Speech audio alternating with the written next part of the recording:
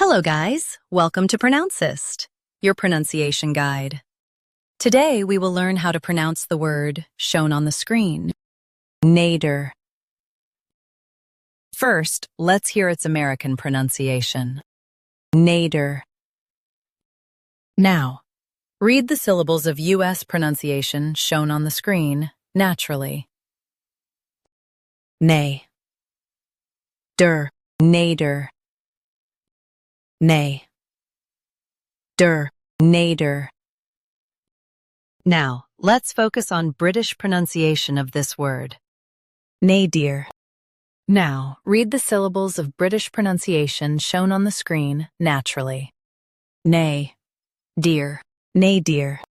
Nay, dear, NADIR.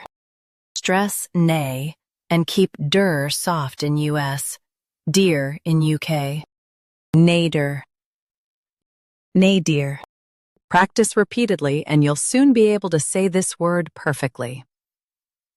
The best way to practice is to repeat the syllable multiple times. The meaning of the word is lowest point. Try repeating this word several times to improve your pronunciation. We post daily videos on useful and commonly mispronounced words to help you speak clearly and confidently.